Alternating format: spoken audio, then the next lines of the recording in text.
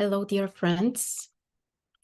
Welcome to our next session, our webinar, which is part of the marathon that we are doing with you during this week and also the previous week.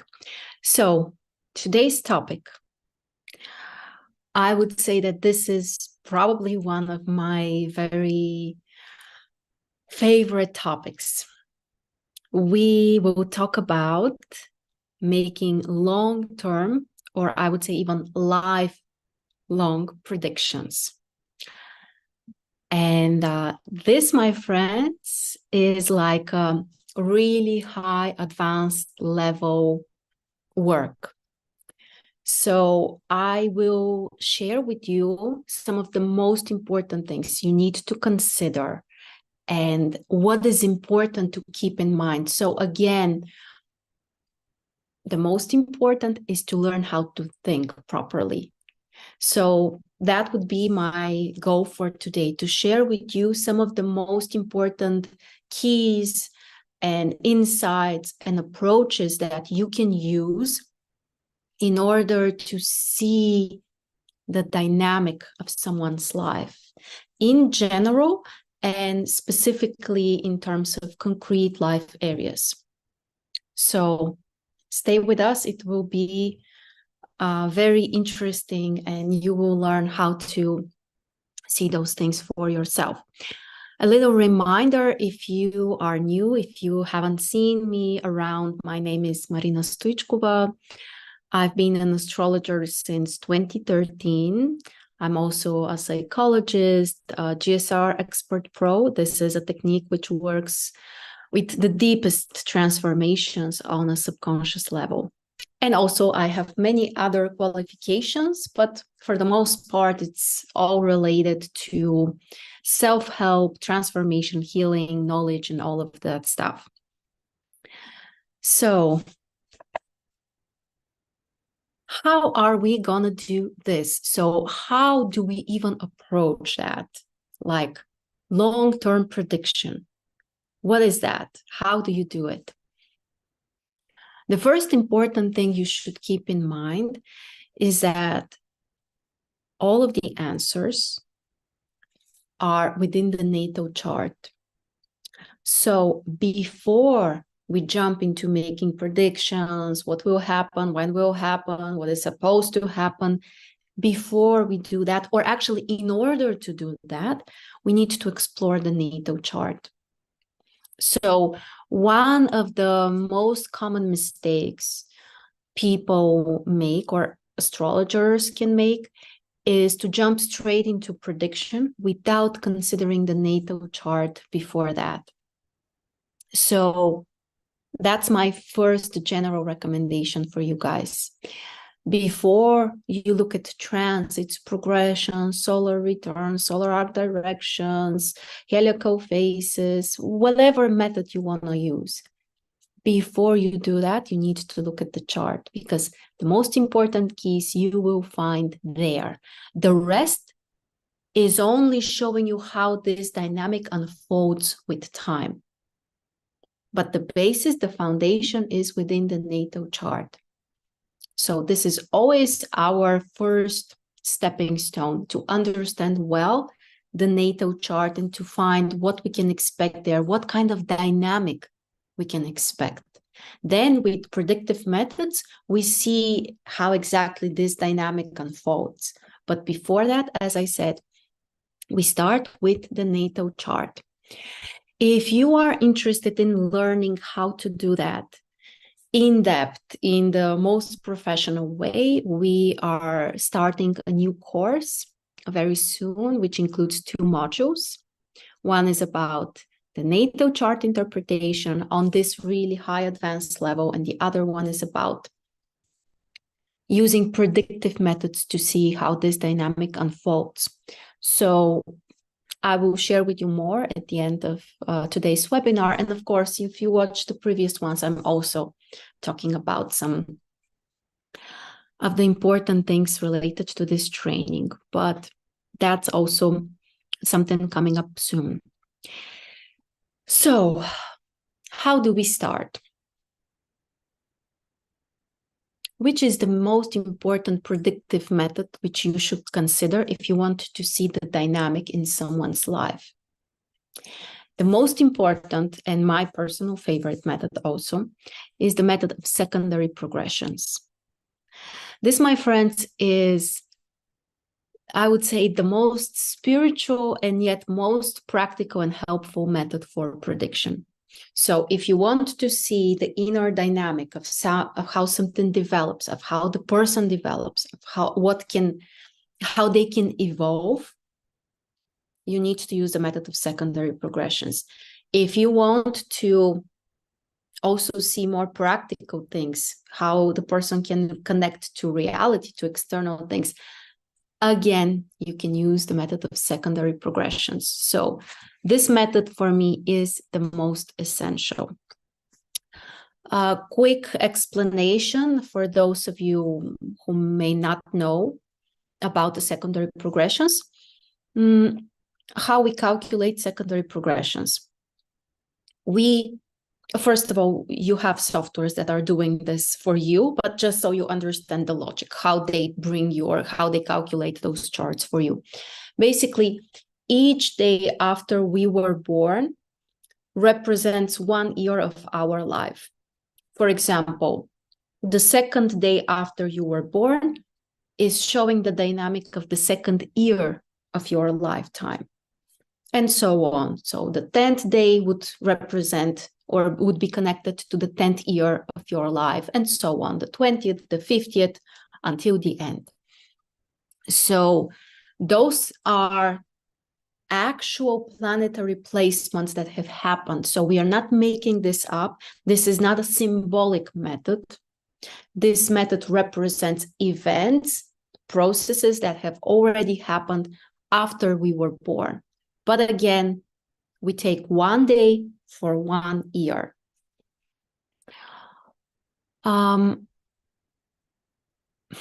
Here is maybe a good time to share with you also a little bit of a trick, how you can also quickly use this method.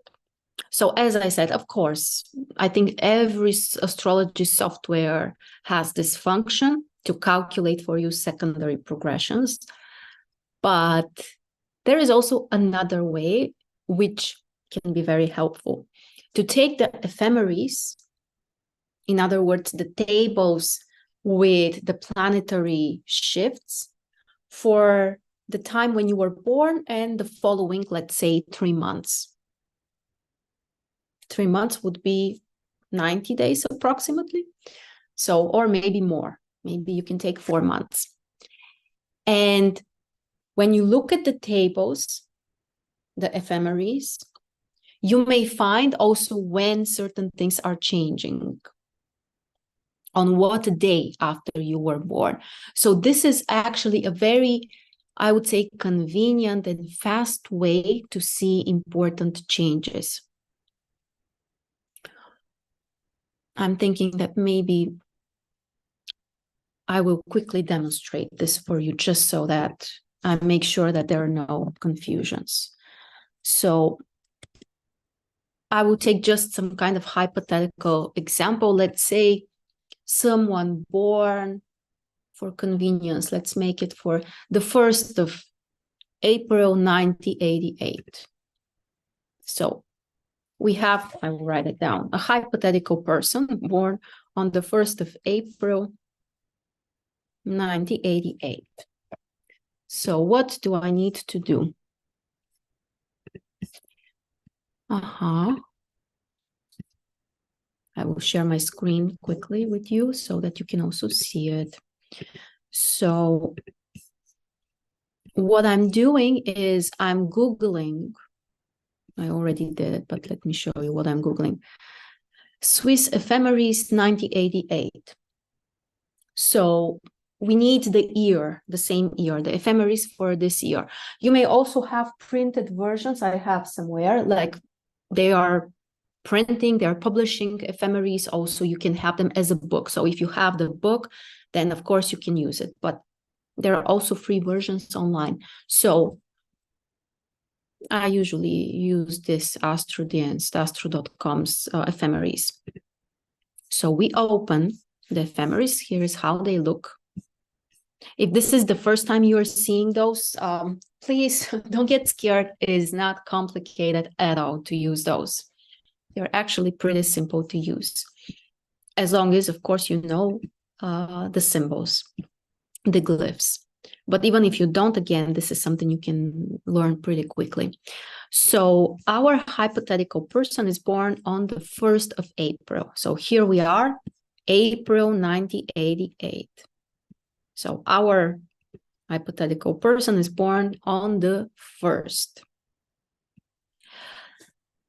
What I can do here, if I want to see like a very general picture, is to search for the changes in the tables, in the table, in the following days.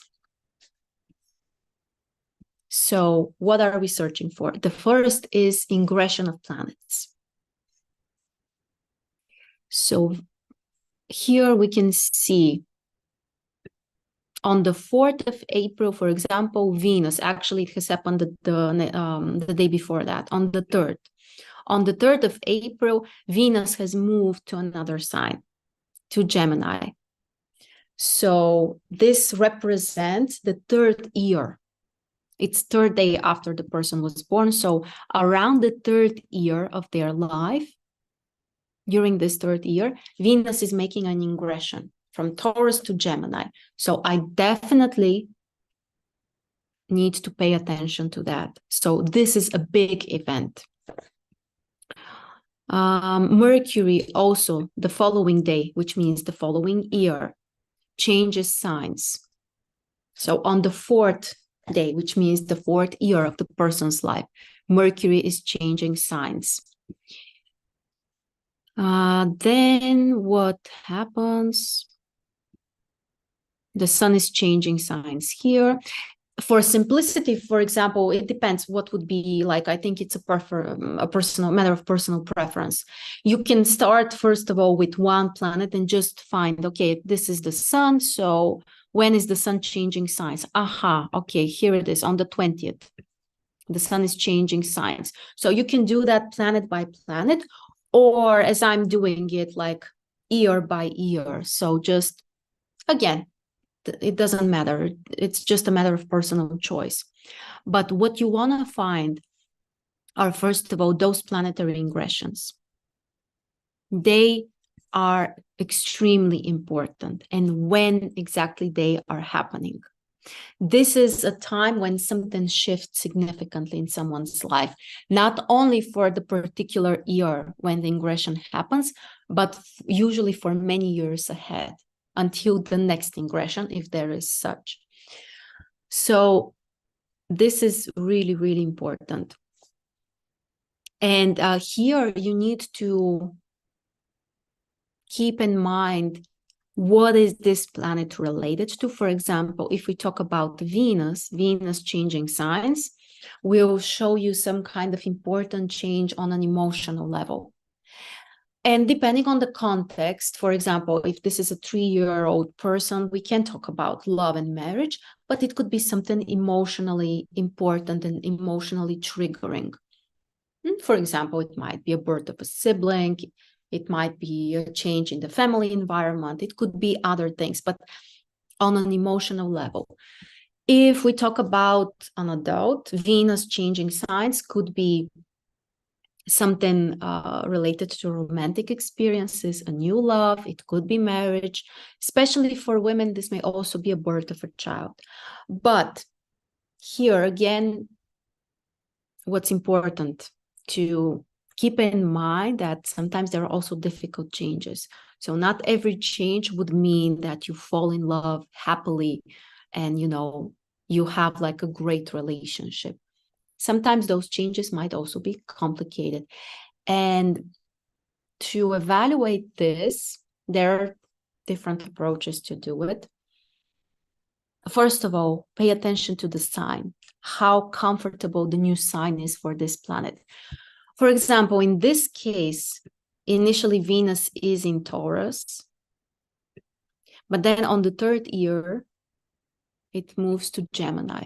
So initially Venus is very strong, but then Venus moves to Gemini. It's not a really weak sign, but it's a neutral sign. So Venus is moving from a really comfortable sign to a more neutral sign. So we also need to consider this.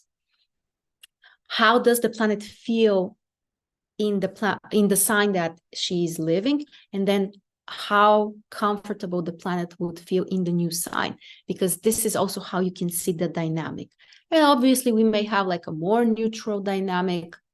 We may have like a challenging or a positive dynamic. But again, here we don't make like a drastic final conclusions. Like, for example, Venus moving to Gemini wouldn't mean like, oh, some really difficult experiences. We need to keep everything in mind. So, but this is one sign that something here in the dynamic is going lower than it used to be. There are other things also. They are more advanced, but I want to bring them up also here. Pay attention to the last aspect that Venus is making before she leaves the sign, and the first aspect she will do after she moves to the new sign. This you can hardly see from the ephemeris. For this, you will need a software. But just so you know that this is also how we notice, how we evaluate the dynamic. So last aspect before the planet leaves the sign, and first aspect after the planet moves into the new sign. This is also showing us important things about the dynamic. So the first thing you can do, as I said, is just take the ephemeris, especially if this is for your own chart, because usually if it's about us, we have lots of time, and of course it's really important. My recommendation is get really familiar with the ephemeris after you were born, 3-4 months after you were born. And again, especially if you're a little bit more organized, or if you need clarity, or if you're visual, you need to see things clearly, I would recommend you actually to write those things down. Just, okay, the 5th day we have this ingression, on the 10th day we have another one. So just put everything in one place. Usually this also helps a lot. So ingression of planets. Ingression means planet changing signs. Another thing which is also crucially important are changes in the direction of the planets. So from direct to retrograde, and from retrograde to direct, both are really, really important. And this would be very different for everyone. So some people, I guess, hypothetically may live a life without, for example, outer planets changing direction, but I think it's also rare. So for most of us, certain planet at certain moment in our life will change direction in progressions. For Mercury, it's guaranteed, by the way. For the other planets, it's questionable. For example, for Mars, like many people won't have Mars shifts in progressions. With Venus as well, many will not have it. The outer planets and the social planets usually will have some of those. But again, there might be exceptions. But for Mercury, there are no exceptions if we are supposed to live again a normally long lifetime, because Mercury is retrograde every 3 to 4 months. So if you're born with Mercury retrograde in your chart, within the first 21 years of your life, Mercury will change directions, and this will be a very important time in your life. So again, everyone with Mercury retrograde in the birth chart, please check when Mercury is changing the direction in progressions. This will be very important. Also for Venus and Mars. For Mars, there might be cases when Mars will change either very late in your life, or it would be very late, let's say, because Mars is retrograde for 2.5 months approximately, so around 80 days. So if you are born at the beginning of a Mars retrograde cycle, this shift in progressions, Mars turning direct, may happen, let's say, around your 80th birthday. But for most people, it will be earlier. For Venus, if Venus is retrograde in your chart, it would be up to 40 years, because that's how long Venus retrograde cycle is, 40 days, which means that up to the age of 40, Venus will also change directions in your progressions. So those are also really essential periods in our lives. With the outer planets, things are more serious. The shifts there affect us for a longer time. I can actually stop sharing so that you can see me. I can share a personal experience. For example, in my chart, I don't have any retrograde planets. So all of my planets are direct. But right now, literally January next year, so in 1 month from now, Pluto is turning direct in my progressions. This is something that can happen only once in your lifetime, by the way. If an outer planet is changing directions, this is a once in a lifetime event if you have one of those. And this is something that can turn everything around for you. Here, what's important also to know is that the change doesn't necessarily happen, at this very moment, like in my case, for example, January 24. No, you are affected for a really long time before and after such shifts. With the outer planets, usually it could be up to 10 years. So 10 years before and after. Of course, the closer you get, the more intense the energy is. So if you have also outer planets changing directions, this is something that can turn your life around in some way. And you need to consider what is the planet. You need always to consider in which house the planet is in your natal chart and which houses are ruled by this planet, because those life areas will also be affected. The shifts would be related to this. That applies to all of the planets, by the way. Also Mercury, Venus, Mars, social planets, outer planets. If and when they change direction in your progressions, those are times when the life areas which are related can be affected.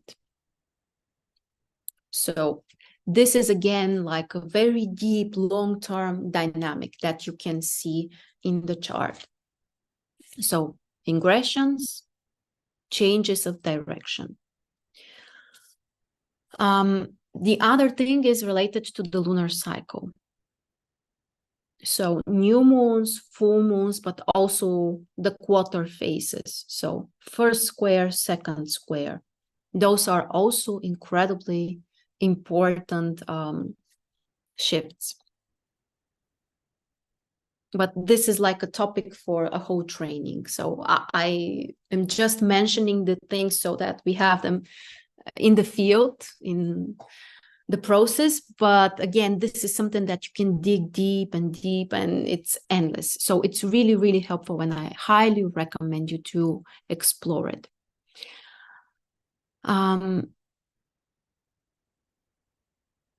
Something else which is extremely interesting is also to analyze the dynamic of the elements in your progressions. And here actually I will use some kind of example just to demonstrate it, to make it easier. I have a database of charts of famous people, so I would just pick up one person randomly And I will demonstrate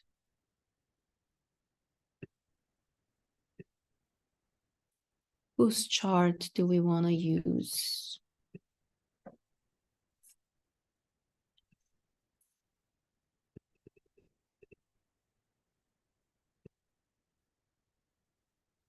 Okay, one of my favorites. I will go with this one, Frida Kahlo. So I love her. I love her chart. It's one of the most interesting charts for all kinds of topics. For health astrology, I have used it for other examples, but yes, I will do it again.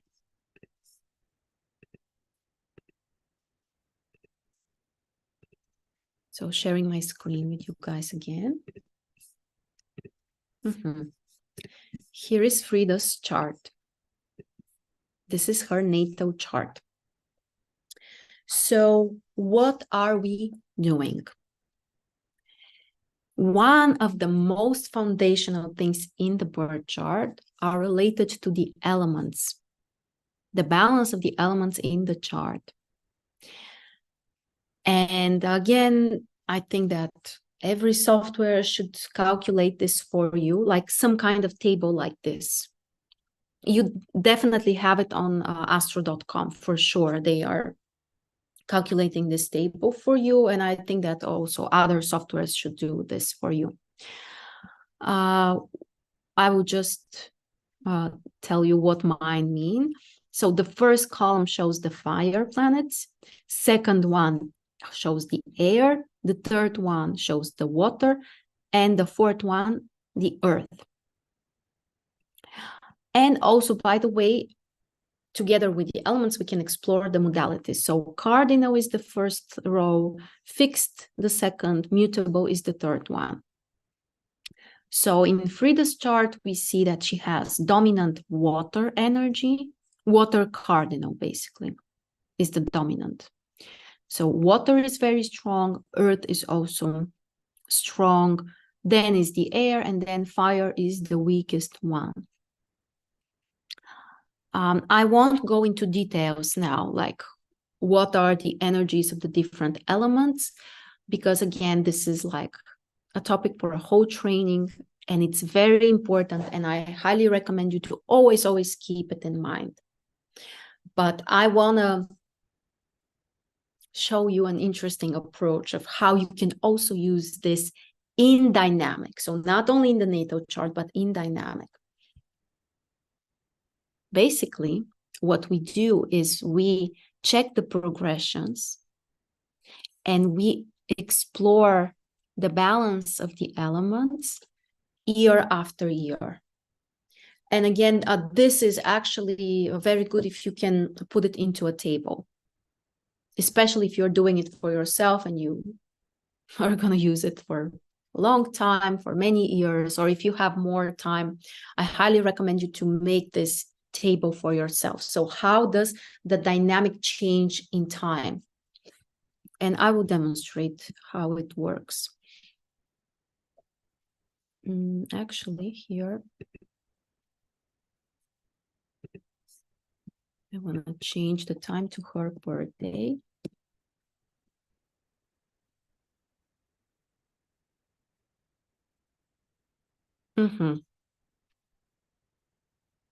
So what I will do is I will just use my software and I will move the time day by day. And we know that it would represent year after year after her life. So again, this is our starting point. I'm changing. So the second year, we have an immediate shift. So one planet moved from Earth to air.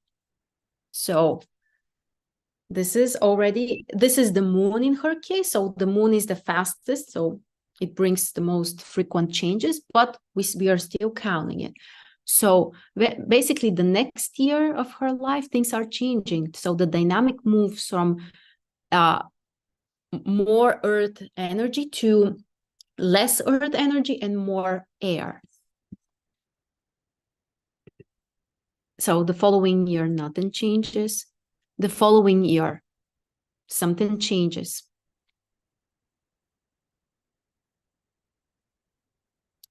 I will need to also write here. So she is born on the 6th of July, so I don't forget the number.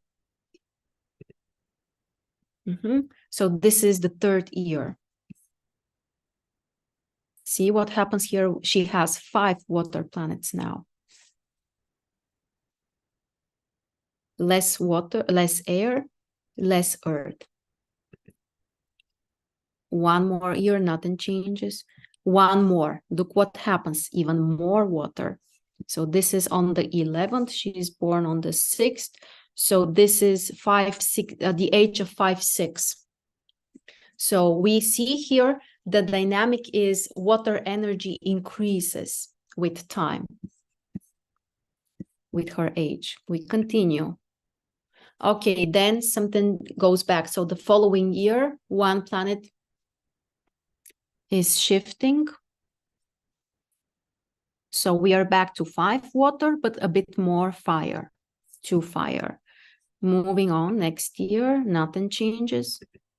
Next year, okay, something changes. So from fire, less fire, we have now more earth. So now we are, it's the 14th. So now we are approximately around the age of 8. Moving on, nothing changes the next year. After that, we have more air, less earth. Moving on, nothing changes. Then also nothing changes. Then back to the water. So this is on the 19th. So this is approximately the age of 13, 14. 6 water planets. We continue. The next year, nothing changes. The next year, less water, more fire. Next year, nothing changes. On the 23rd, this is around the age of, what is that? Around 16, 17. More earth. Moving on, moving on. So this will become even clearer when you also do it a few times, and you will see how, oh, in one chart things go like this, in another chart they go in another direction. So now we are on the 27th, so this is around her age of 21, 22. What we have seen so far is that the water energy remains the same, or actually even increases during most of the time. And the air keeps being like the least accentuated element.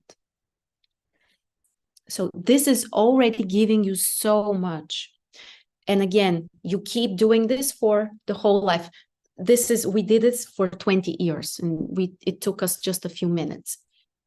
So I think it's totally worth it to do it for 80 or 100 years for yourself to see the dynamic. And again, I highly recommend you to do it at least a few times for a few different charts, because you will see how different the dynamics are.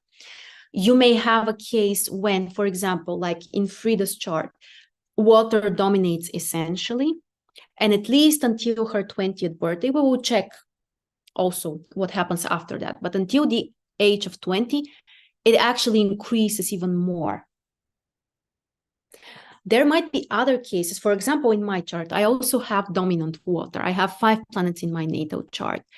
But because 2 of my planets are in the last few degrees, Mars, Venus, and the Moon, they are all at the last few degrees of water. A few years after I was born, they're moving to the fire signs. So yes, initially it's a lot of water, but very soon after that, it changes to more fire. And that would be a very different story compared to Frida's case, when she is initially born with lots of water and it keeps increasing during the first 20 years of her life.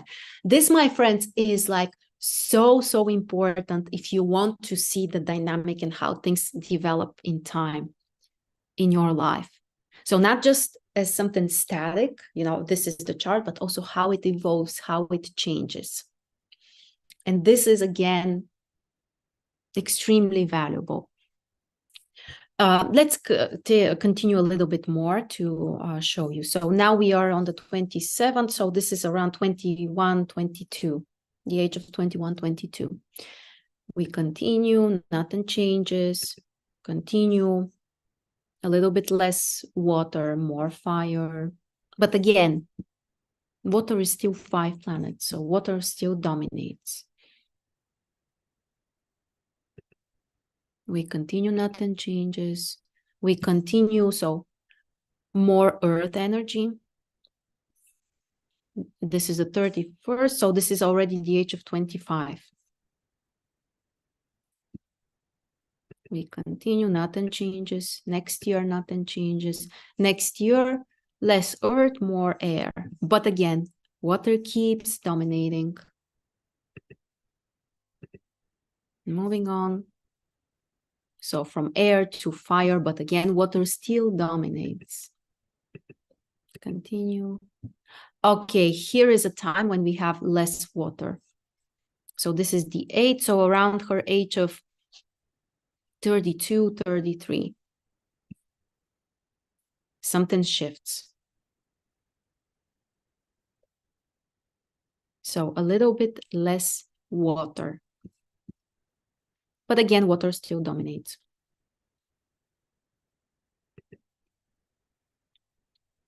We continue. We continue.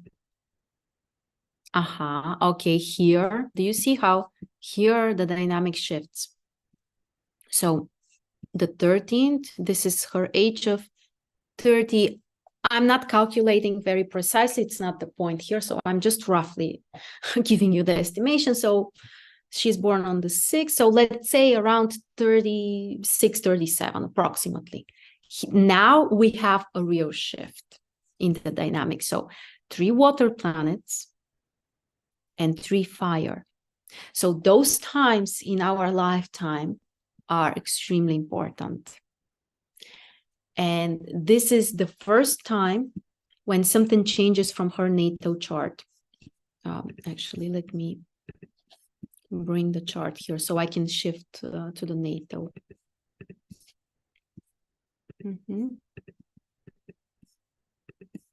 So again, this is the natal. So in the natal, she has 4 water planets. And around the age of 36, 37, for the first time in her life, water is decreasing, is less than in her natal chart. Up until that time, for the most part, we have increasing dynamics. So water is more, like she had years with 5 planets, with 6 planets in water signs, some with 4, so just like in her natal chart. And around the age of 36, 37, for the first time, water is decreasing. So those times and those shifts are very important because something changes significantly in someone's experience in their life. And this is telling you so much about what is required from them, what are their focuses, what is their inner energy, their inner experience. Like, again, this is a treasure. This is really treasure if you make this analysis for yourself. And again, the calculations are not complicated at all. Okay, let's continue. Is it where we were? So, as we said, for the first time, water and fire are becoming equal. So, how can we interpret that? Again, I'm kind of doing it very briefly so we can cover as many things as possible. But you can spend a lot of time analyzing only this thing. But in general, you can say, okay, initially the person is more focused on experiencing something, going, the water energy, feeling, sensing. It's great for the imagination. It could be an indication that can make the person more dependent, more attached to things. And then at certain age, so let's say 36 in her case, for the first time, fire is equally strong as the water. So what does that mean? This means that this is a time when she can develop more independence, she can express more things, fire energy. This could bring her some kind of confidence or courage for something. So for the first time, the dynamic is really shifting. Again, you can make a very deep analysis here. I'm just giving you some hints where to go with this. We are continuing after that. Okay, then a few years after that, water is increasing again. This is because the moon is fast and she joins again the water. Moving on. This is also interesting. So the 17th, so this is the age of 41 approximately. For the first time, there is another element which is stronger than the water, the fire element. So this is also very important. And this can also mark the same dynamic is increased. So the one we saw around the age of 36. So less dependence and more self-expression or more doing something. And I don't remember at what age she passed. I think it was before she turned 50. Anyway, I won't check now. So we won't go more than that because I don't remember when she passed, how old was she. But the point is, you, of course, start with the natal chart, with this table. You notice what dominates, what lacks, and all of this. So this is our starting point. And then you check year by year how this dynamic changes. And again, you may have countless of options. For some people, you will see that there are frequent changes. So every 2, 3, 5 years, something is shifting. In other cases, you may see that there are longer trends. In some cases, like for example, in my chart, you have one starting point, but then soon after that, it changes significantly. In others, it would be the opposite. It may happen later. For example, in Frida's case, basically until the age of 36 or even 40, the dynamic remains the same or actually is increased. Only around the age of 36 and then around 40, we have a complete shift. So again, I'm repeating this so many times in different ways with different words because I really want to show you how important this is and how much you can find about someone's lifetime dynamic. The same thing you can do also with the modalities. So again, because we are doing that very quickly so that I can show you more things, I demonstrated the elements, but the same thing applies about the modalities. So which modality dominates, and again, what is the dynamic in years? And the first thing again to notice is, are there big shifts, or are things like kind of staying more the same? And again, when you do a few of those, you will get even more inspired because you will see how many different scenarios there might be. As many, human destinies there are. So every case will be different. Every case will be unique and really interesting. So this is one of the main ways to see this dynamic, to see long-term actually, this is a lifetime dynamic. Elements and modalities.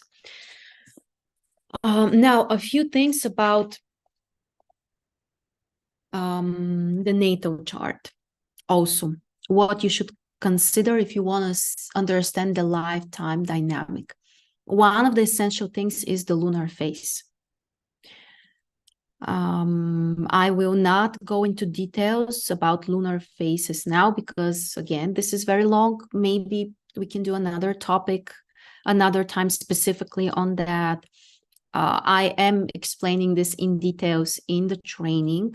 What are the different lunar phases? How and why are they so important? But now I will give you just the conclusions. If someone is born on a first or third lunar phase, there is a shift in their dynamic. If they are born on a second or fourth lunar phase, the dynamic kind of remains the same. It doesn't mean that nothing changes in their life, but in some way, they are initially oriented in certain direction and they are supposed to keep going in this direction. One of the major focuses here is inner and outer focus. So certain people are more oriented on something internal. Others are more oriented on achieving something or doing something for others or putting something out there. Again, the lunar phase here would play a major role. So if someone is born on the first lunar phase, the dynamic is at first more internal, but then they are supposed to go more external. If they're born on a second lunar phase, the dynamic is external and it's supposed to be also to remain external. If someone is born on a third lunar phase, initially the dynamic is external, but with time and age, the dynamic is shifting to more internal. And again, the last one, the fourth lunar phase, the focus initially is internal and it's supposed to stay like this, to be internal. I will not go into details again. I'm just giving you like the results, just to know how to use this.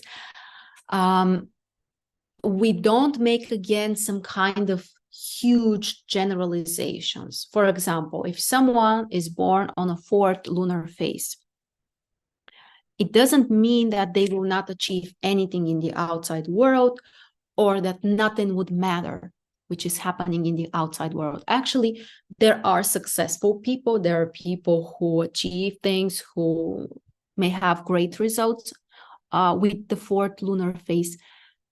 But nevertheless, their inner experience and how they feel or their inner priorities will always be more important than the external things. So again, if you have an inner focus, this doesn't mean that you will not achieve anything outside, but how you feel about it, what you're going through internally, will always be more important and should be more important. So this is something really important about the lunar phases. Now, if we want to analyze a particular life area, but I'm thinking that probably it's better to do this next time, which is tomorrow, so that it doesn't, I think it would make more sense. So tomorrow we will continue with this, like to get more specific about concrete life areas. But I want to remind you again about our main principle, that we always start with the most essential things, with the big picture. And then you get more specific about concrete life areas and so on. In progressions, there are also other ways. Let's go back to Frida's chart. I will try to demonstrate it for you. Also, something about the dynamic.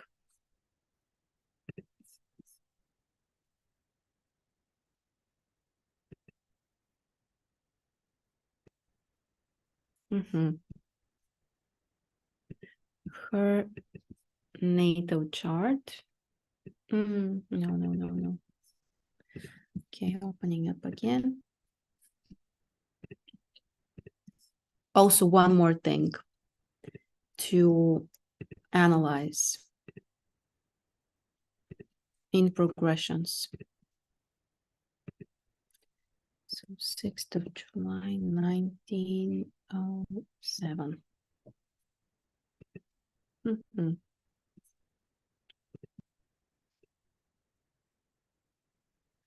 So also pay attention to what happens with the positioning of the planets in progressions. I will demonstrate. Again, this is the starting point. So the time, her natal chart, the time when she was born. So I will slowly pass from year to year. And our goal is to notice how the general astrology pattern changes. So do we have tightening? So the planets are getting closer into a smaller area, or are they spreading more? This is also extremely important. And this is, again, foundational. Like, this is showing you the dynamic of someone's life. If, again, they are supposed to get more, like, you know, things are closing, intensified, or it's supposed to open up. Let's see what happens in her chart. Next year.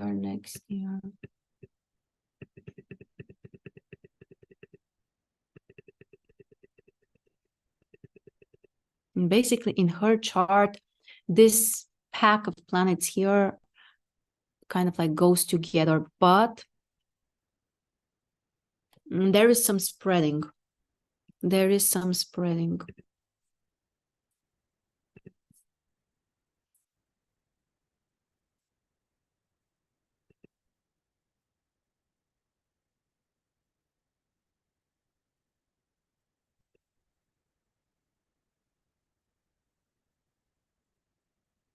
There is, but it's happening later in her life. So after the age of 30.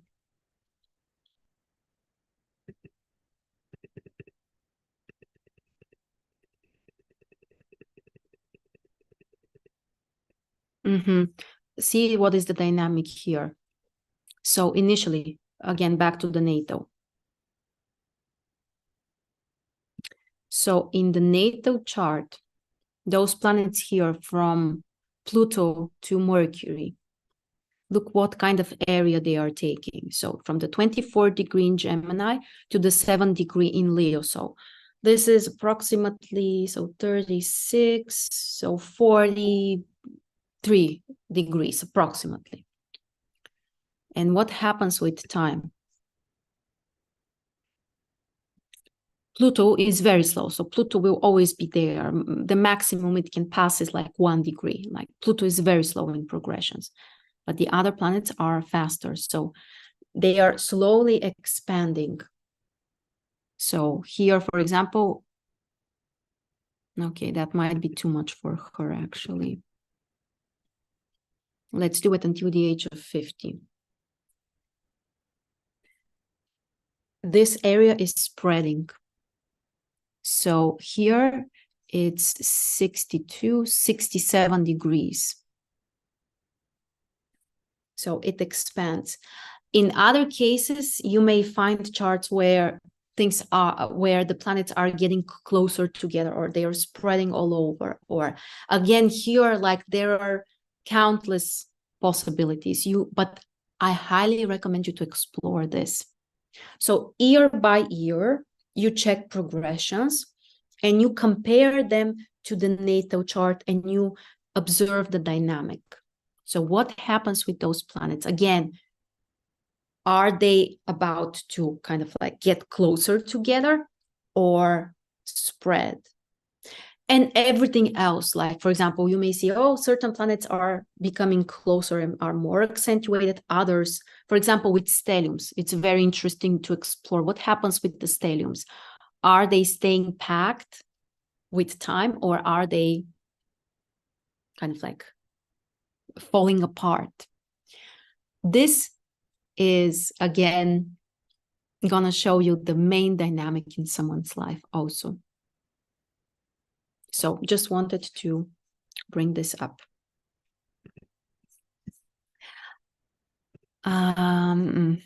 Okay, I will check. If you have any questions also, you can ask them.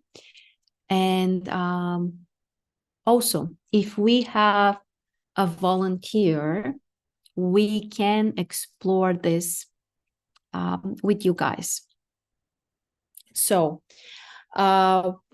what are we doing with the volunteer? If someone wants me to read their chart, they should be prepared to join me on Zoom. I will send you the link, guys, and you can join me on Zoom and we can talk with you. So we can explore this dynamic in your chart. If you want to participate, please type in the chat that you want, and like, what is it that you want to understand? Like, what is your request or question? Like, what do you want to find out?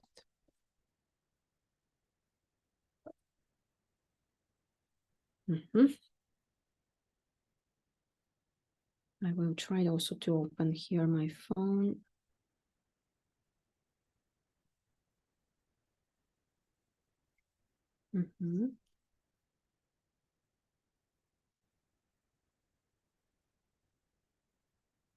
So do we have a volunteer? Someone who wants to have their chart interpreted?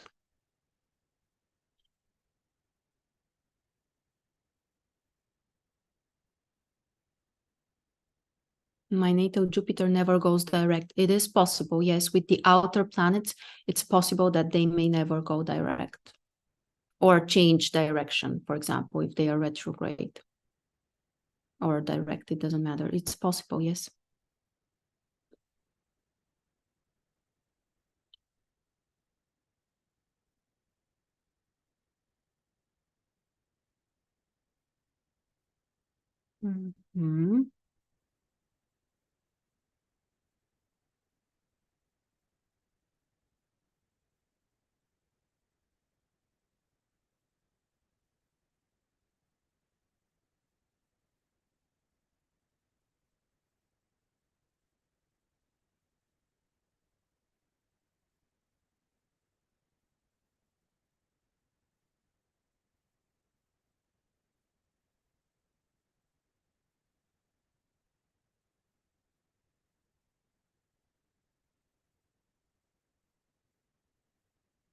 Okay, I'm waiting a little bit to see who wants.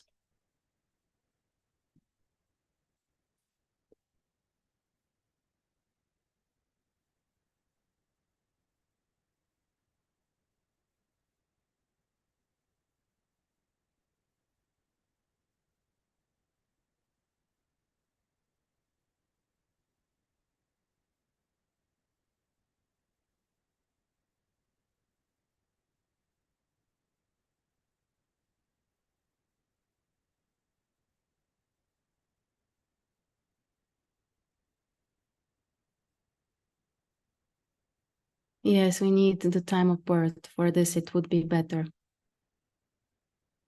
Yes, so. You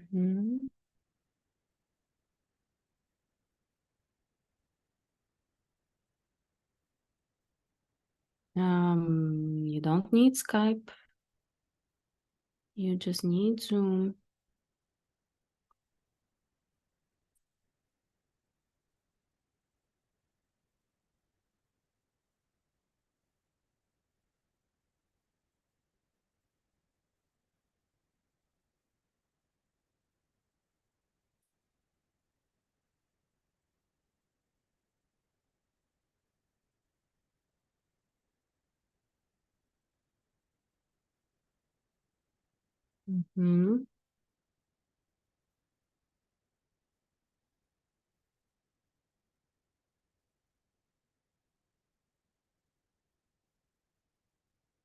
I'm still waiting to see, so giving you a little bit of time, guys.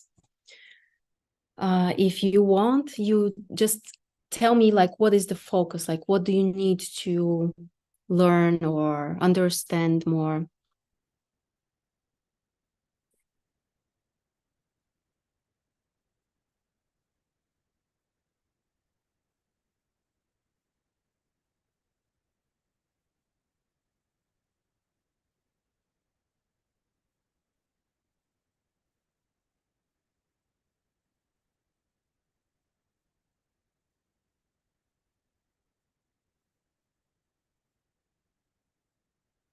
Okay, so I will try to pronounce it correctly. I apologize. Karine,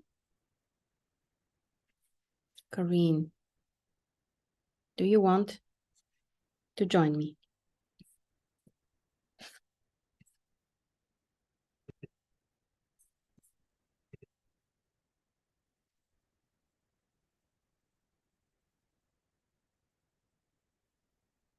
I'm waiting for Karine to confirm.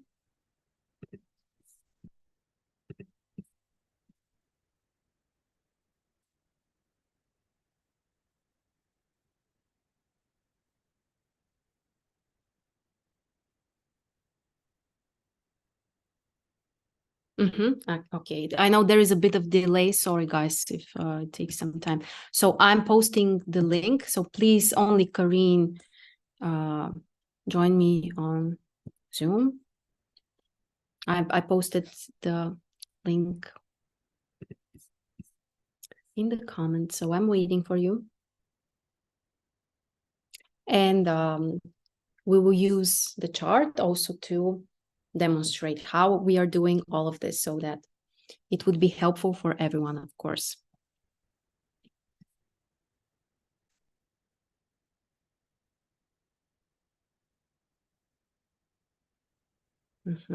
Still waiting.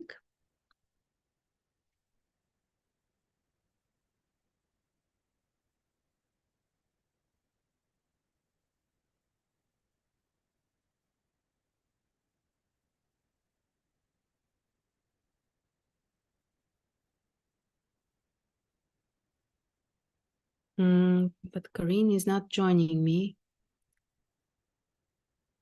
So let me know in the comments, please, if there is an issue, because I'm not seeing you on Zoom. Or maybe it's just taking a moment with the delay. We'll see.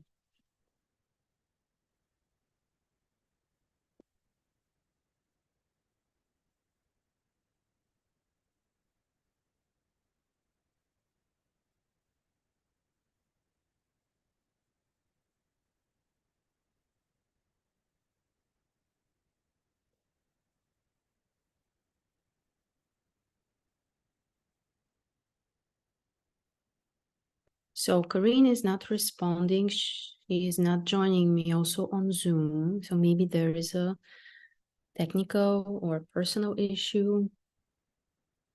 I'm not sure.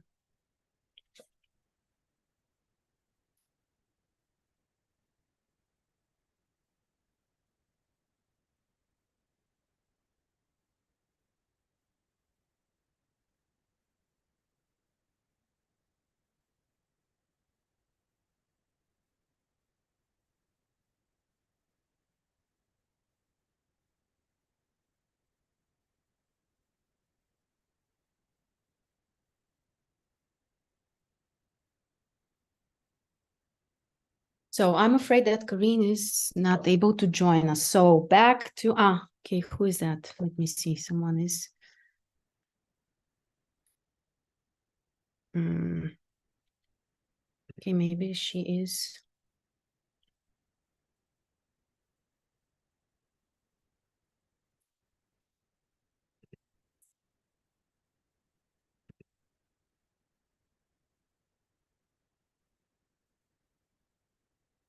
Oh, that's her. We are waiting to see.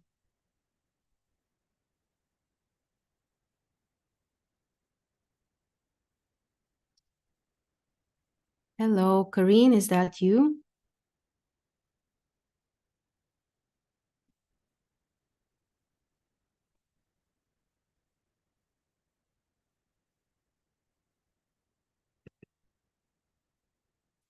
Hello.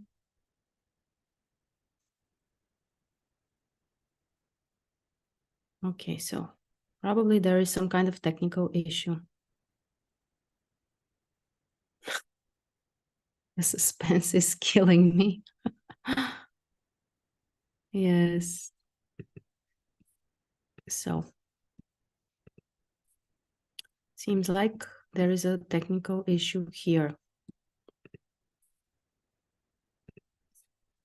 Okay, let's see who else wants to join me on Zoom, guys. And if we don't have a volunteer or if we have technical issues, I would just use someone's like a famous person chart. So your waiting will not be pointless.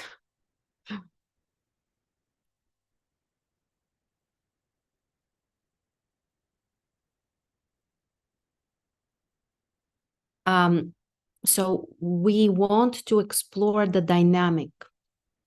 So try to focus on a question, if you have such question related to some kind of dynamic in your life, or it could be a particular life area or life purpose.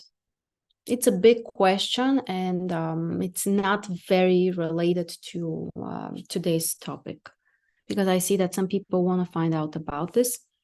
But this is a bit different. So if you want to find out something about certain dynamic in your life or certain changes,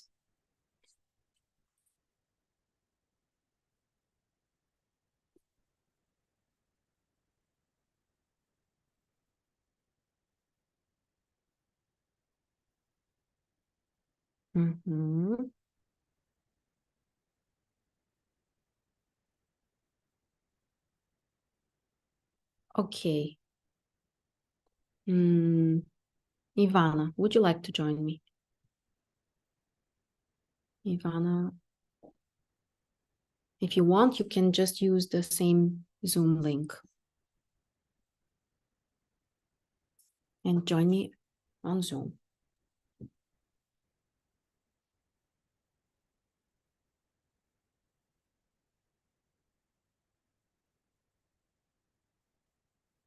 Let's see if this time it will work.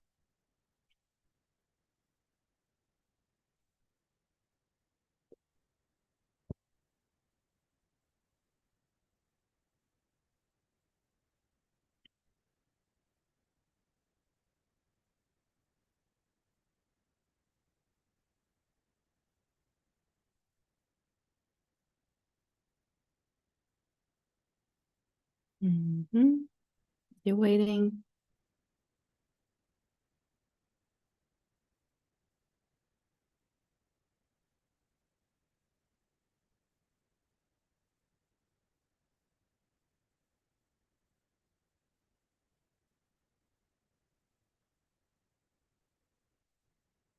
What is it that is happening with our technical stuff? I'm not sure.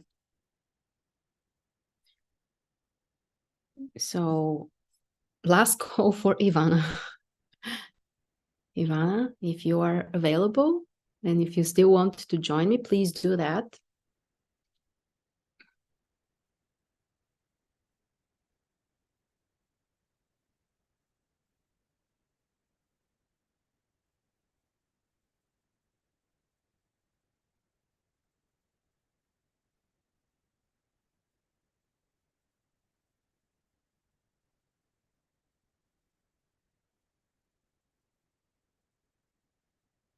Okay, Ivana is also unavailable.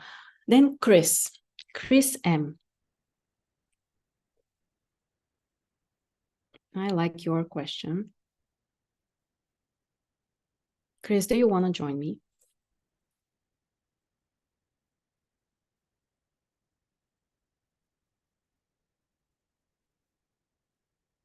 Mercury pre-retrograde. It's a bit early, but it is possible. Yeah, it is possible. Mercury pre-retrograde. Chris, is ready. Okay, Chris, here is the link. Please follow this link to join me.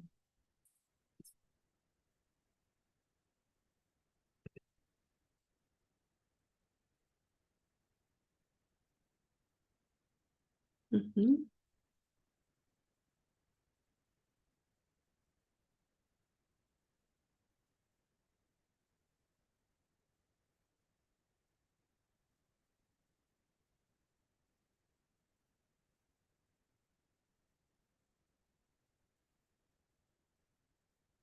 Mm-hmm. Okay, okay. Trying to open the link.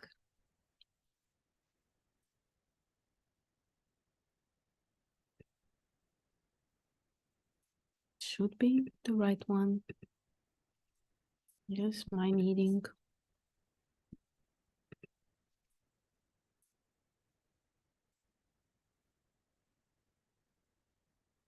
Okay, let's see if this is.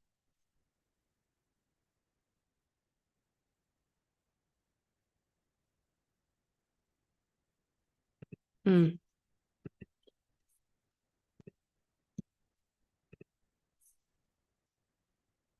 Link not working.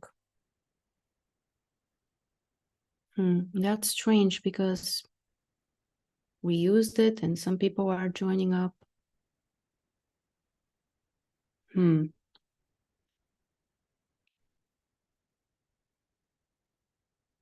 That's strange. What kind of message do you get? The link is not working.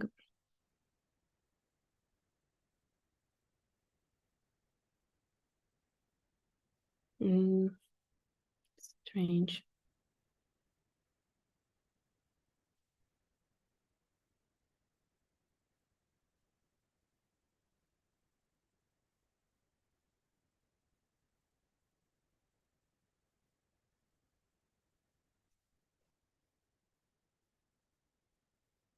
Yeah, let me see if this is.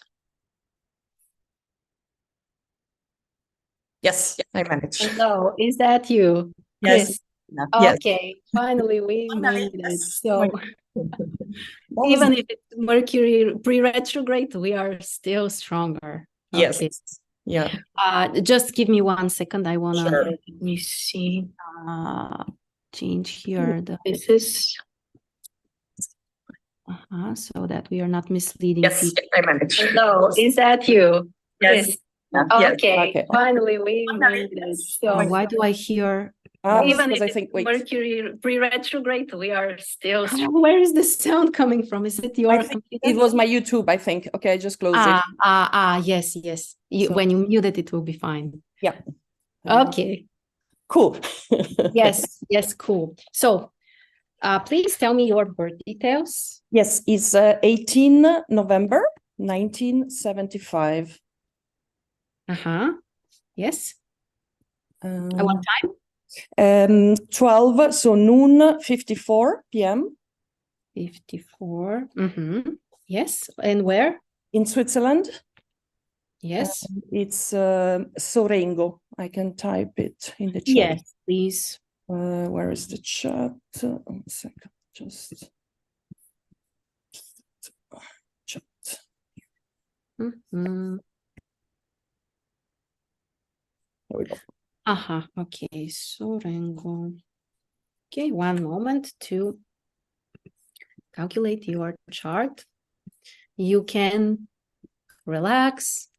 Were you able to watch our previous webinars? Yes, most not right on the time, but just before. Yeah, they're incredible. You're really amazing. Thank you so much. So you know how this works. You can relax completely.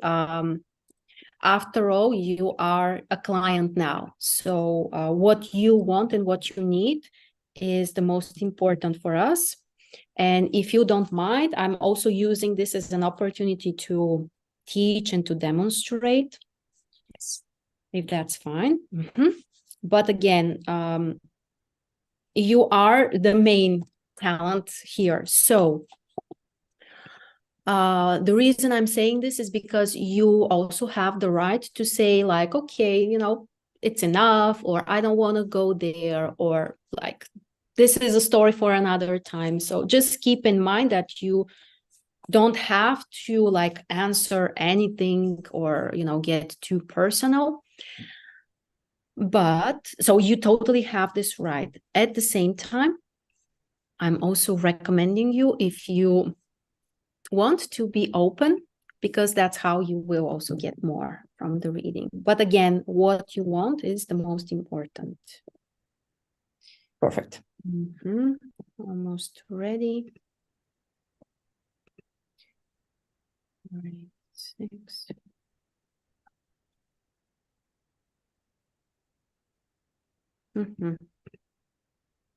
Okay, 14 degrees.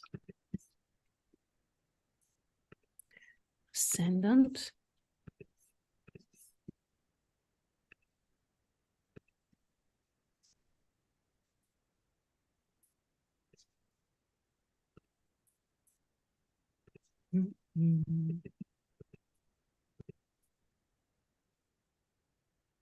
And this.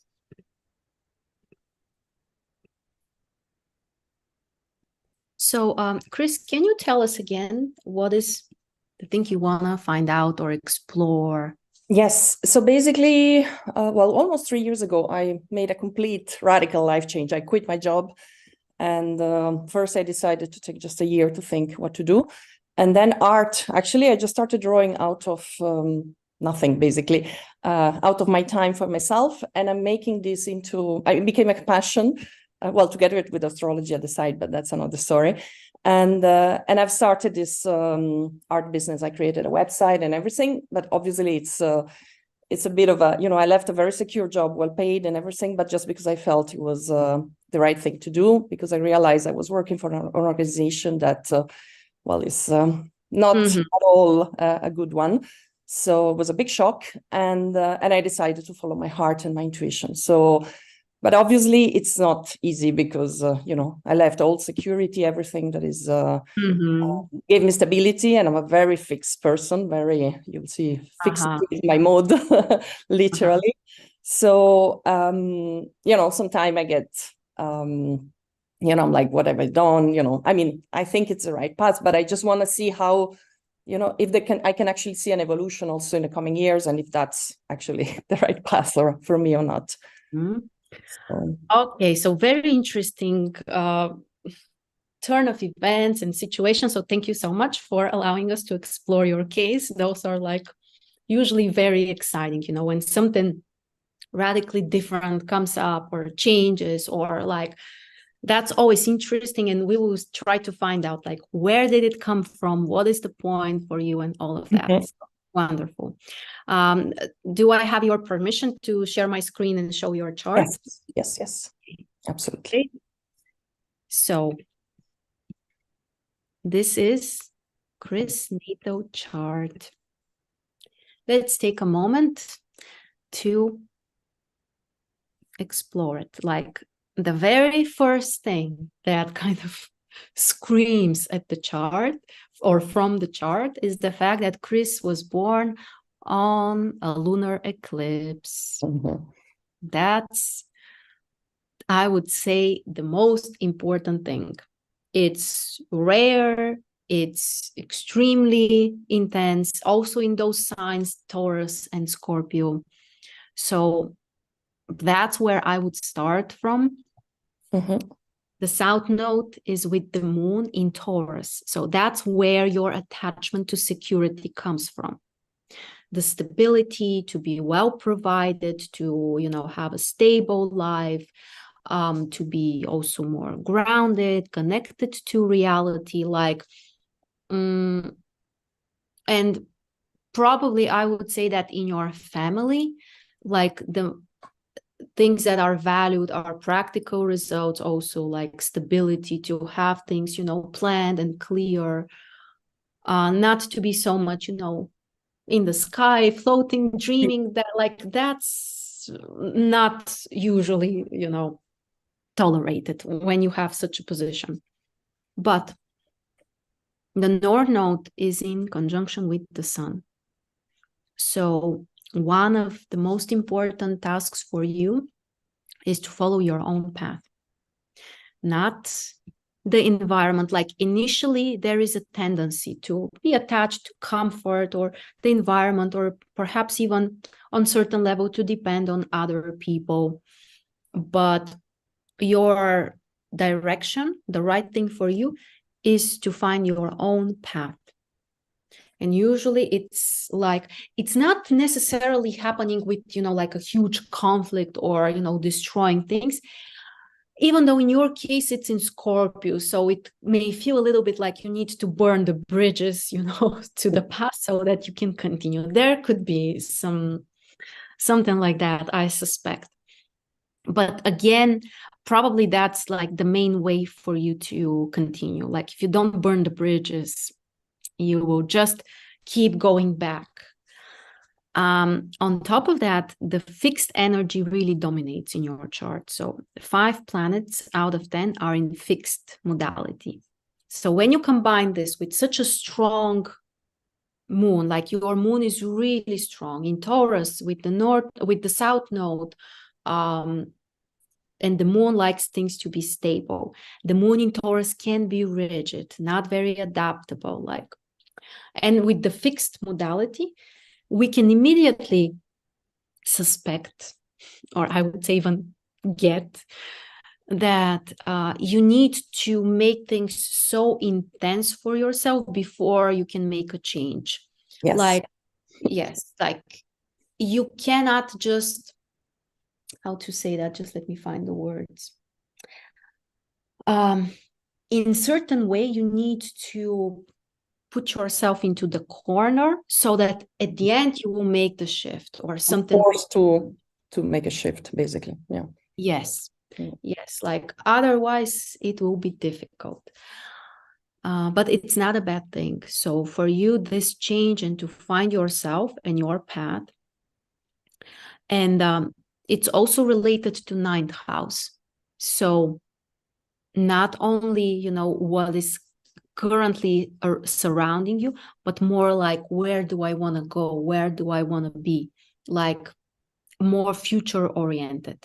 That's like a big, big shift for yourself. Let me see. Your sun actually has a conjunction with Neptune. The orbis is large, but it's still there. It's 15 degrees, and it's an applying conjunction, it counts. So, Neptune, this is where it comes from. What did you say? Is it some kind of visual art or? Yes, drawing with colors, lots of colors, yeah. Mm-hmm. Yeah. So Neptune has a sextile with Venus, a trine with Jupiter. So this area seems to be, I would say, very beneficial for you. Before that, probably your work has been more related to Saturn. So something more traditional, or it could be like the focus on stability, like with this moon and South Node and Saturn in 6th house. I suspect that the main priority in terms of your work has been, to have security, stability, but probably at a certain point it gets too limiting. So you have shifted from a 6th house work into a 10th house work, and that's major. Mm-hmm. Would you mind giving us a hint? What was your previous job related to? So I worked for almost 20 years for the United Nations in human rights in Geneva and in the field. And then in 2020, with all what happened, I realized for whom I was working for. And I was like, I can't stay here. So it was a big shock because I was young, I was naive, and, believing I could help and change the world. And I love my work. It was human rights work, but it was serious. It was like legal, documenting cases of violations. A lot to do also with the 9th house because I was traveling a lot and working in the field. But then for me, it was like, when I realized all what was going on, I said, I can't stay. So I just quit. And that's so basically I didn't quit because I didn't like my job or what I was doing, but because it was like, I was like, I need to be able to sleep at night, basically. So it was an ethical decision, let's say. So, So what are the indications that Chris may have a career change in her life? There are a few of those. First of all, she has a creative aspect between Jupiter and Saturn. So those are the two social planets. People who have creative aspects between the social planets, no matter what houses they are related to, have really high chances to go through some kind of significant career shift during their life. This is indication number one. Second indication is that Saturn also happens to be in sixth house, Jupiter in second. So also very practical houses related to our work and how we earn our money. Another indication is that Saturn has a creative aspect with the moon. It's a quintile. The moon is ruling sixth house. So this is our third indication that there could be a career shift. And one more is also the square between Saturn and Uranus, which can also bring some kind of radical shift, a new direction, and so on. So, of course, we will see now the prediction, especially the progressions, but we want to pay attention specifically to the progressed moon, Saturn, Uranus, Jupiter as a ruler of 10th house. And Mars is also relevant because Mars is ruling second house, the house related to money. So we want to explore this. Jupiter also happens to be the ruler of 10. So there are many indications for this change in your life. How should we do this? I'm just thinking if we should.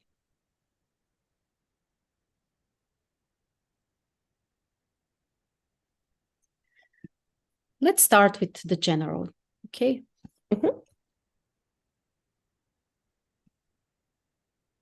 Also, your moon is very slow, which explains the desire to try to keep things more as they are.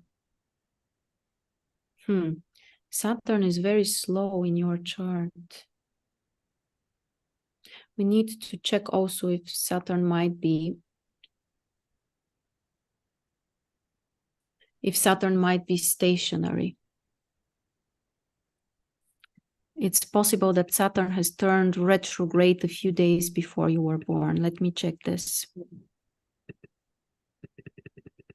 You were born on a stationary Saturn. So it's not retrograde. It's retrograde, but it's also stationary, which makes it much, much more intense and accentuated. Just let me go back to the proper time. If I didn't have enough intensity in my life. Yes. Stationary planets are very rare. And if you happen to have such a planet, it's like screaming for attention. It's like something that is becoming one of the major focuses. And when we talk about Saturn, of course, it would be a very strong need for stability, but not only. Saturn is also related to doing the right thing, to, this integrity. So that's where also what you shared with us is coming from. This need to feel like I'm doing the right thing, I'm following the rules. But what is the nuance here? Because your Saturn essentially is not strong, it's in Leo. Plus, it has the square of Uranus. For you, your own judgment would be the more important. So not so much like society, the structure, the big people or things out there may say one thing. That's not the most important for you. For you, the most important is this inner feeling of what is right and what is wrong, what is fair and what is not fair. And this can be extremely accentuated. So I also suspect that sometimes this may also bring some kind of issues in your life. Yes. Yeah. But say it can be very extreme. Yes, yes. Like for you, if you see something in a certain way, like that's the most important, and you can be a little bit radical or intolerant, or like, you know, that's how it is. I see it like that. That's the most important. So this is another indication also that your path is not to go along with others. It's your own individual path. So yeah, that's really, really big. Like this Saturn, and Saturn is ruling your 12th house. So we can also suspect that there is something deeply rooted in the past, or I would say even in your subconscious, probably about some kind of unfairness that you have been through. It could be coming from the family system, like, for example, if in your somewhere the previous generations there have been some kind of unfairness, but you know, it's more like public unfairness, like, for example, the community against a family member or your family overall, or, you know, it's not like within the members, like, you know, oh, we are fighting and all of that. No, it's something bigger. It's something external, and probably some form of injustice. And this can also be something triggering for you and something painful. Like if you feel like bigger figures, and this could be again structures, institutions, systems, whatever, organizations, if they are unfair, this will be a huge trigger for you to go against that. And so Saturn is really, really important. Do you remember anything significant around the age of 29, 30? Well, that's roughly, I think, when I started working with the UN, actually. It was around that time. It was 2000 and what was it? End of 2002, I think. Or maybe it was a bit, but I think it was around that time. Yeah. Yeah. No, yeah.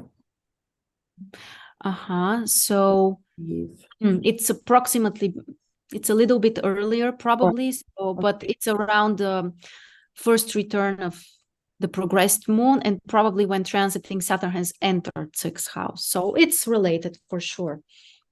Did you have the feeling like you are joining something for a better future, or like something fairness? Like I thought, yeah, I was really idealistic, thinking I could change the world, help the people. So that was what pushed me to go there. Yes. Yes. And also to study before at uni. Maybe it was when I did also the master in human rights, because I really wanted to contribute to the world. Yes. So that was probably earlier, yeah, when I was in London. Yes, so it's definitely Saturn related, and it has been an important part of your experience. So in case you were wondering if this was, I don't know, like a waste of time, or you shouldn't have done it, you have done what you were I meant to do. Yeah, no, I am at peace with that. Yeah, now, yes. Just bringing this in case you are wondering, but like, is this a wasted time? No, it's not a wasted time. You are supposed to get through this. So everything happens at the right time. Okay, let's see this dynamic in years. How it changes, and then we will look more into 2020, because it's very interesting, like what has happened in this time to go through such a radical shift. So the 18th.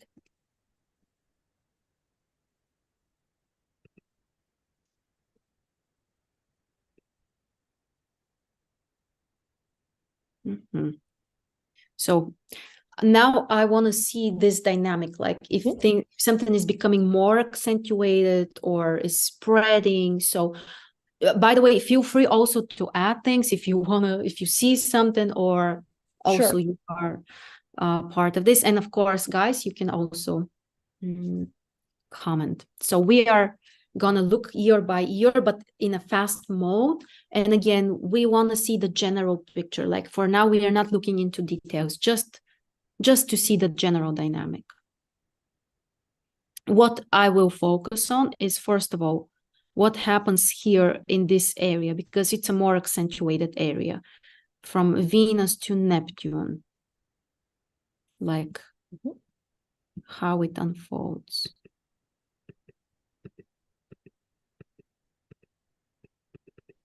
So it stays pretty much the same until 1989.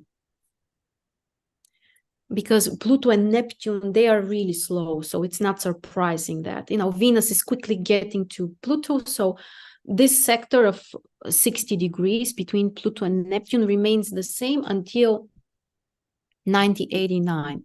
After that, slowly, it will expand because we see here Mercury. So probably, unless Mercury, and we'll see at a certain point, it might turn retrograde. But if not, then it will spread more. So let's see. Again, this is 1989, so approximately the age of 14. We continue, and this area keeps expanding. Do you remember anything around this age, 14, 15? Was there anything related to education or school or the environment? Anything changing? Nothing particular comes to mind. Nothing. No. Okay. Nothing, yeah. Okay. Then it keeps expanding. Okay, let's see until when, and then I will comment. Mercury has changed signs. Then the Sun.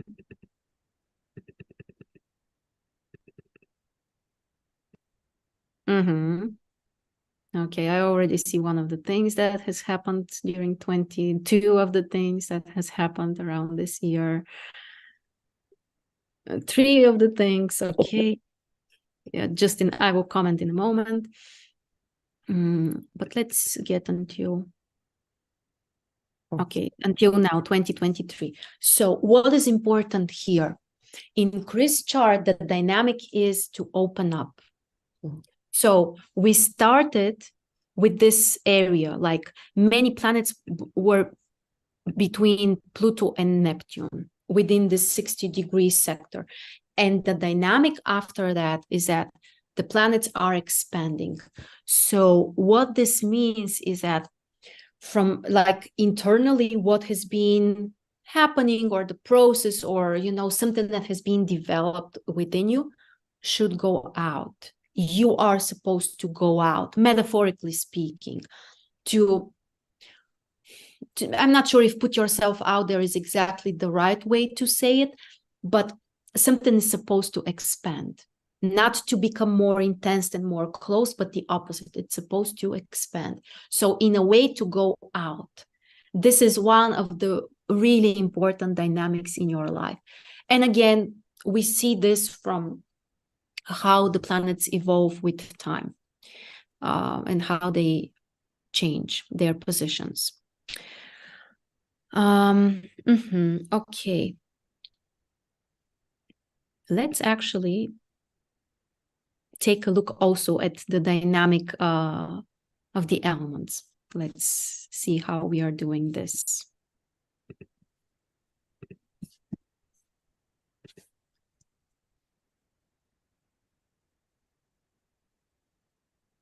You have had a birthday recently. Yes.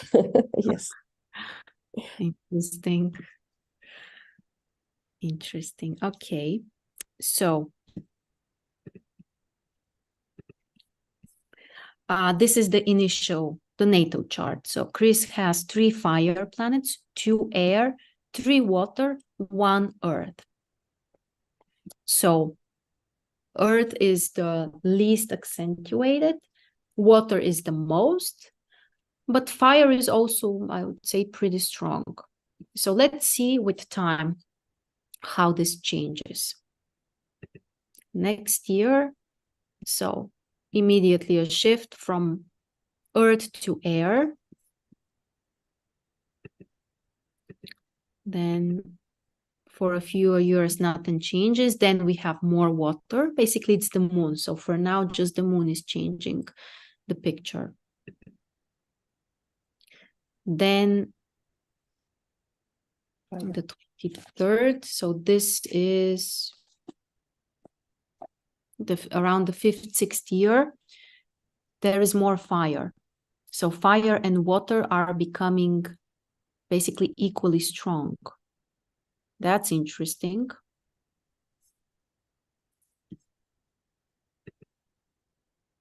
And then fire becomes stronger from the 24th. So this is around the age of 6, 7.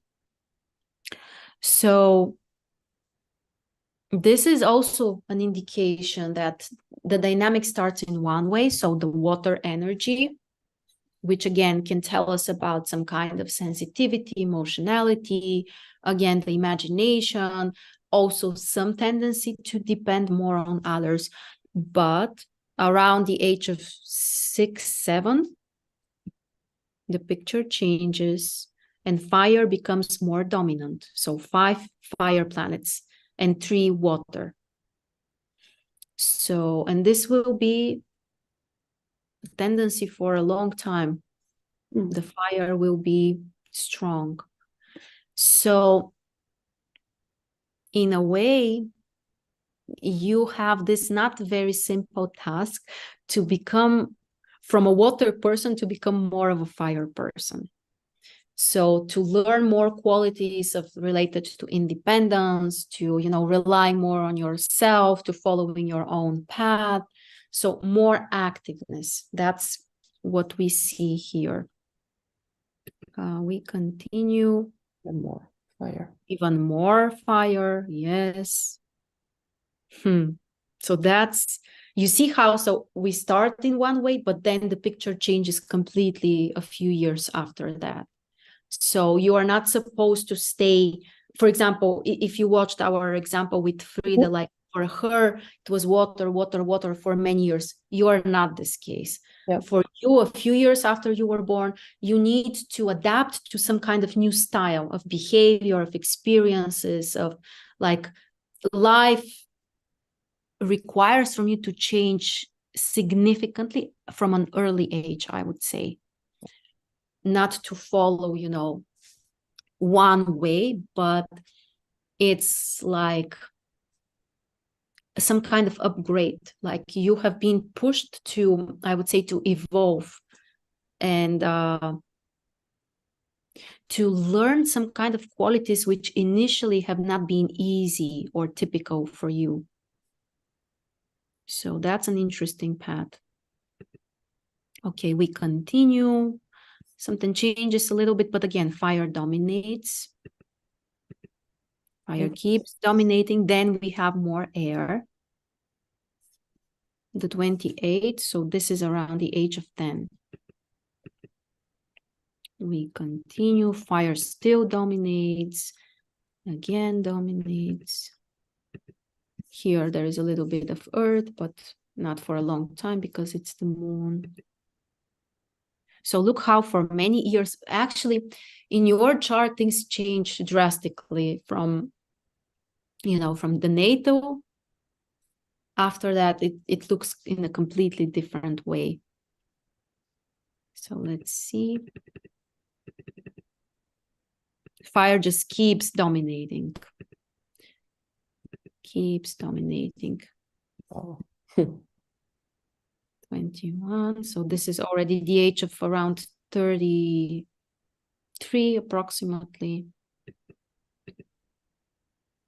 Here is another shift. So the 23rd of December, let me calculate. So this is approximately the age of 35, 36. I'm roughly saying it. Yeah, consider that there might be a bit of, time off. But here something changes. So less fire and more earth. So do you remember anything happening in your life that made you focus more on practical things or work or responsibilities or to slow something down? Around that time, 33. Yes, 30, like 35 plus minus. I think I was in around that time I was in the field still with the UN I don't know if I was in Congo already, in Haiti, but it was really like, you know, being confronted with war type situations. So Yeah, it and was, my guess is that something like life or the experiences have required from you to follow more some kind of patterns. yeah. Everything okay there? Papi, sto facendo una cosa, puoi lasciarmi per piacere, puoi tornare dopo? Sto parlando con qualcuno al telefono, puoi tornare dopo? Grazie. Sorry, my No father worries. arrived. Life happens, of course, please. Sorry. We have other people joining us, Yeah, kids, it's others, no worries at all. sorry. So what was the thing? I'm actually thinking, because it's probably actually when I finished from the field missions and I moved to Geneva, and I had a more stable life, actually, now that I think about around that time.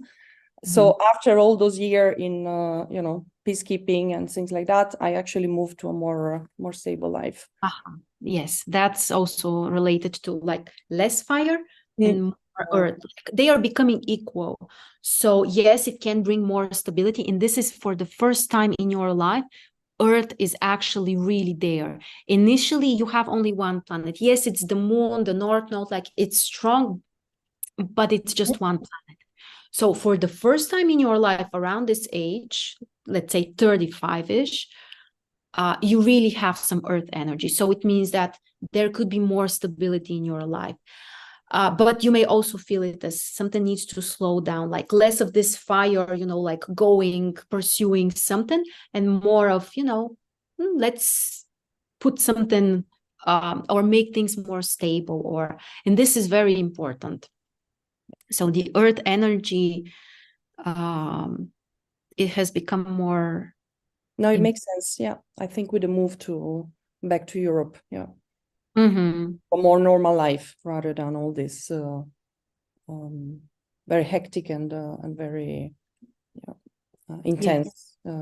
Yes, plus the sun has ingressed also. Like for now, I'm not analyzing the planets because it would take a long time, but this is also like a very, very big shift. So your sun has moved to Capricorn. So yes, that explains also how you need to focus more on, you know, like materializing something to, and I will focus on that because your upcoming new moon, which has actually happened a few years back now, but it has been in Capricorn. So from this age, around 35, your life direction changes into something more practical and like materializing something.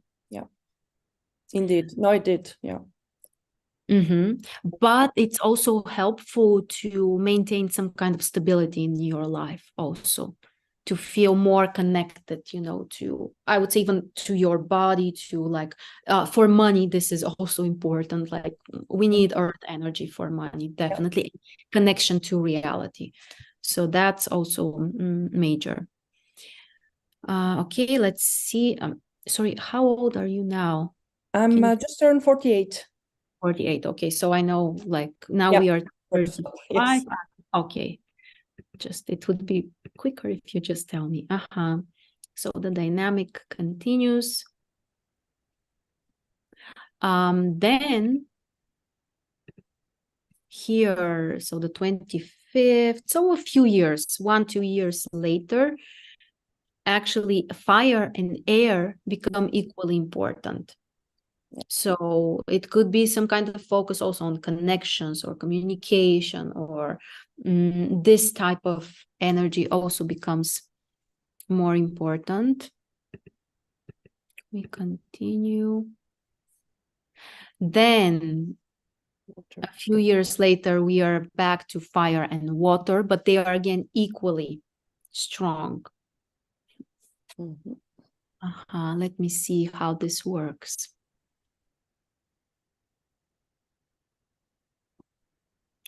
So you have had a long period in your life when you were supposed to do things that were not initially very typical for your nature. It's a little bit of like,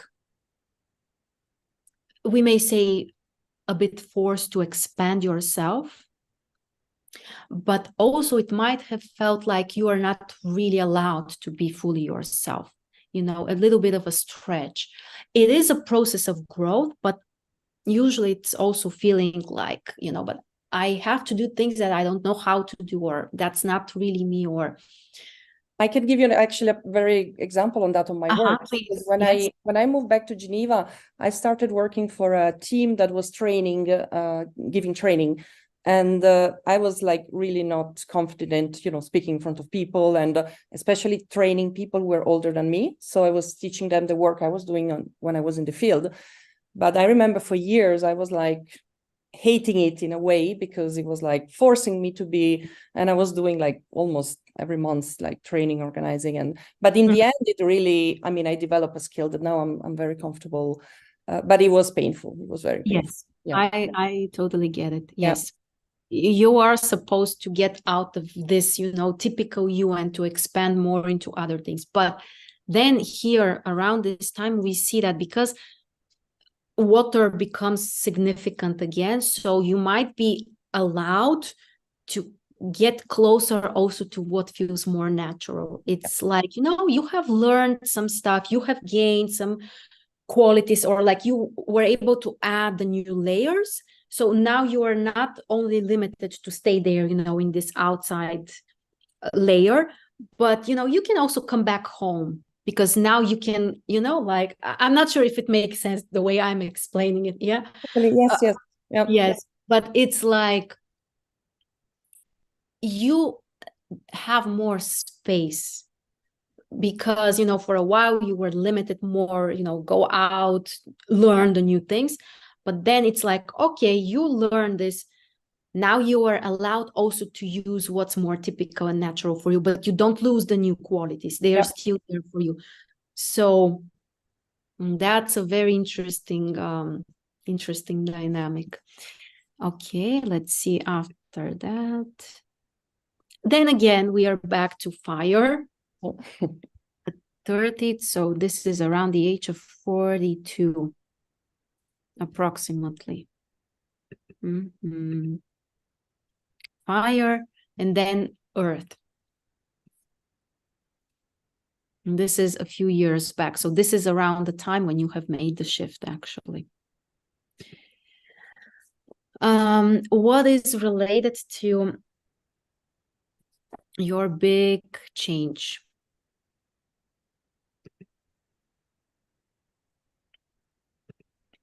Your big career change. 3 factors. First of all, your Venus has ingressed into a new sign. Your Mercury is also on the cusp of ingressing into a new sign, and you have had a progressed new moon. So those 3 factors together are related to your big career shift. And it's not only career shift. The career shift is just, I would say, the consequence of that. I mean that the changes are deeper and they are more on an internal level. And it's just the external expression, you know, that, okay, but I can't keep doing what I used to do. I need to do something different.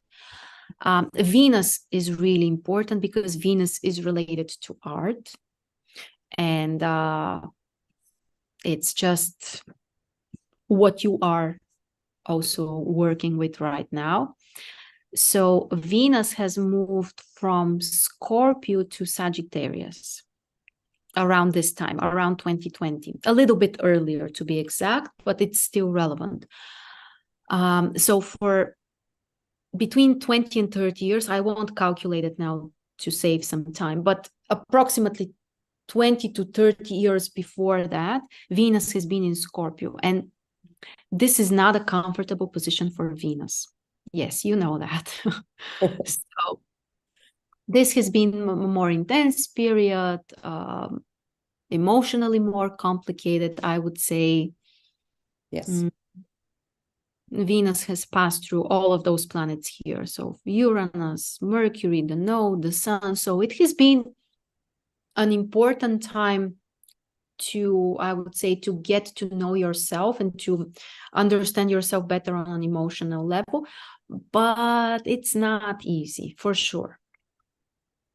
But when this ingression happens, so from Scorpio to Sagittarius, emotionally, this may feel like a relief. And if you listen to the beginning when I said about the dynamic of ingressions, like initially your Venus is very strong, it's in Libra, but then at a certain point during your life, it moves to Scorpio. And for decades, it has been in Scorpio. So first you start from a very high point, but then you have dropped. And unfortunately, that's very typical for people born with Venus in Libra, that because the next sign is Scorpio and it's a weak sign for Venus. So you start with a high dynamic, but then it's at certain point it drops and it stays there like that for years. But then when Venus moves to Sagittarius, it's again uplifting. So from one side, emotionally, this has been like some kind of release, like, you know, with Venus in Scorpio and also with so much Scorpio energy in your chart, one of the main topics could be related also to suffering. And I think that around this time, internally, you have made a different choice not to keep suffering in this way. It's because Venus in Scorpio is a lot about suffering and pain, and it's usually a resourceful process, even if it's painful. But then Venus in Sagittarius, it's more about just enjoying life, allowing yourself some emotional freedom or freedom in general. So this is the first thing related to your choice. So first, it has been about the inner choice to allow yourself to have the freedom to enjoy life. And I think that that's actually the most important. I am enjoying my life much more. I do. Yes, yes, yes. Much simpler life, but it's much better. Yeah, no, I wouldn't trade it back. Yes, and this is a tendency for years, for decades, to keep following this direction. And a few years from now, Venus will get to your MC. Here, I can't be extremely precise because we need to rectify the time of birth, because here, like a few minutes might matter, but approximately when Venus in progressions gets to your MC, I think that you will be able to see more results from this type of new work, from the art and all of that. So the dynamic is up. Okay. Great. The dynamic is up, and chances are when Venus gets to MC, it will be also more like result, like obvious. So that's actually a very good indication for you and the direction you have chosen. And then also when Venus gets to Neptune, this can also be some kind of important, like a culmination. Initially, they have a sextile. So Venus and Neptune, this is basically the aspect related to your new career. Venus and Neptune. So first important period is when Venus has ingressed in Sagittarius. So it's already in the sign of your MC, plus it's like liberation of the drama and all of that. Second important time would be when Venus gets to your MC. It will be a couple of years from now, but not long from now. Next would be when Venus, like another couple of years, when Venus makes the sextile with the natal Venus and conjunction with Neptune, also like some kind of culmination. And a few years after that, Venus will make a trine with Jupiter. So I would say at least for the next 10 years or even more, there will be like how to say that? The dynamic is up. Yes, you should develop and you should keep pursuing this, and you will be able to see more tangible results. And if I'm not mistaken, my progressed moon has just moved into Pisces. Is it possible? Because that also I thought was an indication, if I'm not. Yes, you are right. Like literally this month. Exactly. That's what I was seeing the other day. Yes. I thought that's also good for the art, no? For my Literally this month. more than Aquarius. Moon in Pisces is great for connecting more to what's inside of you, like, the inner processes, for imagination, for creativity. But it's also like the end of something. So for the next 2.5, 3 years, it's great for the creative work. But you may feel like you are a little bit more inside of yourself. When the moon moves to Aries, this will also give you like a kick or like a boost of energy to do more outside. So, and this will be probably at the same time when Venus also in progressions gets to your MC. So that's a very good, like they overlap. Yeah. So that's a very interesting dynamic. So as we said, like the first major thing, Venus ingressing Sagittarius. The next thing is Mercury. Around this time, Mercury is moving from Capricorn to Aquarius. Capricorn is not a bad position for Mercury. So Mercury, we have this table of the essential dignities. Mercury in Capricorn gets 4 points out of 6. So it's a nice position. It's not a weak position. But Mercury in Capricorn is also more about, this precise work or responsibilities, or,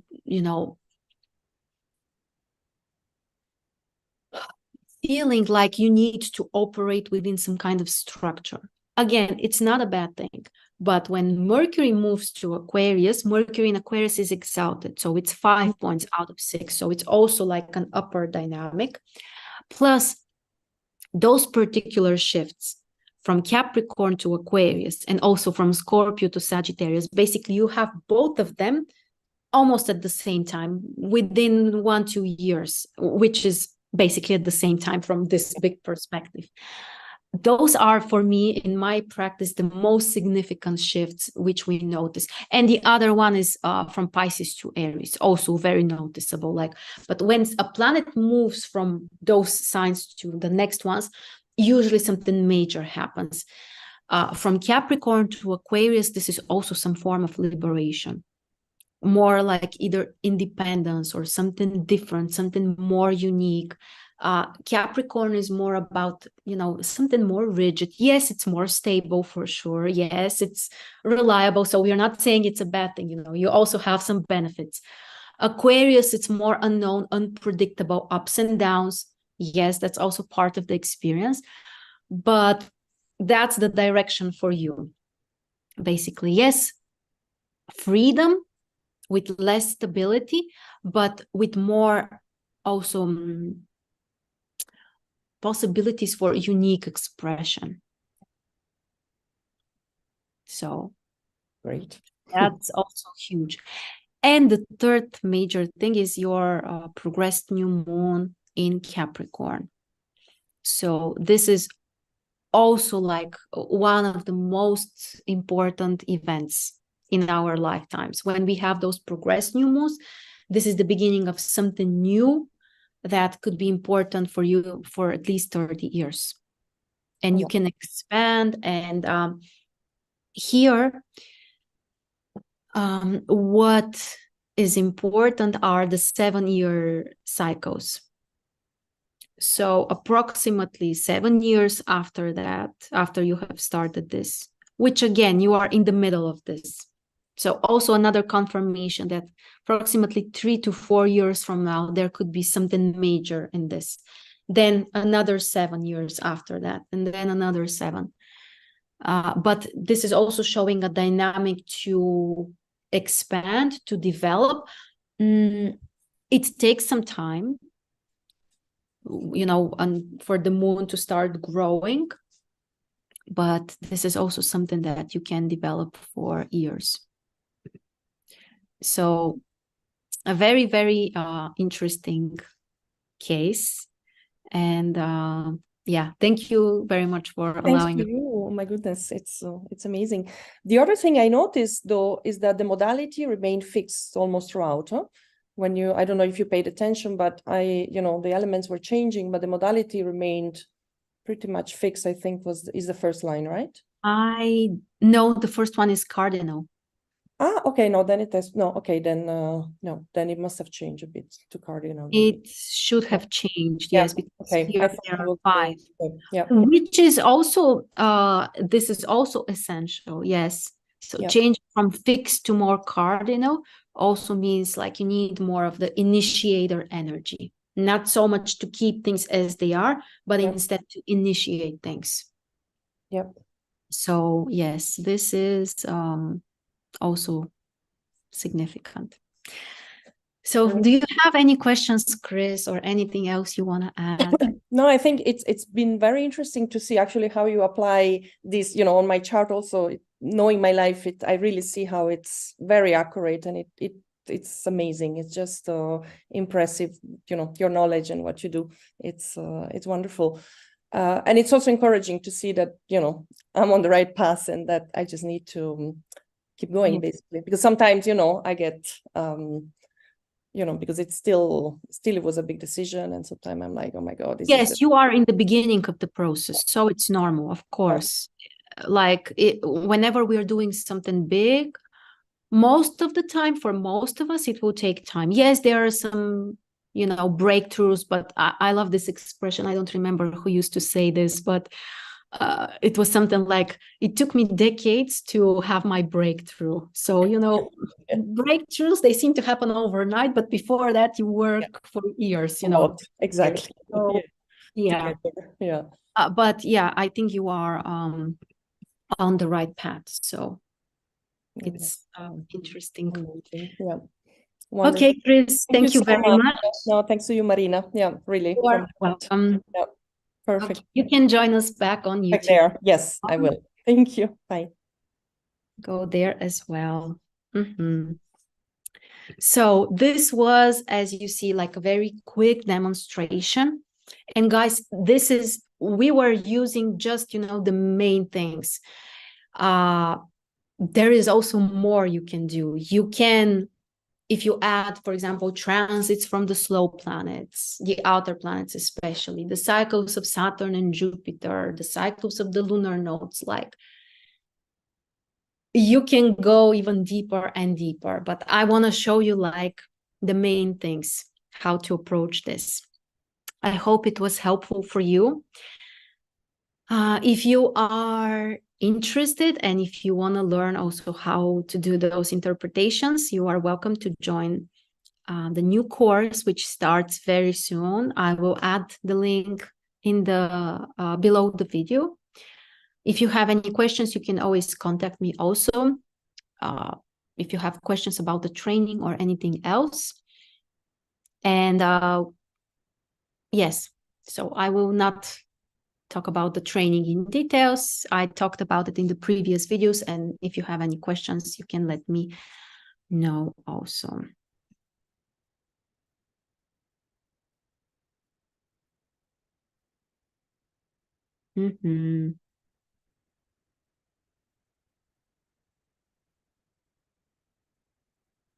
Yes, I see some people have commented. Great. Thank you also, guys, for participating. If you stayed with us for this long marathon, we appreciate you. So yes, if you want also to have such a personal like life map reading, this is also something I'm doing.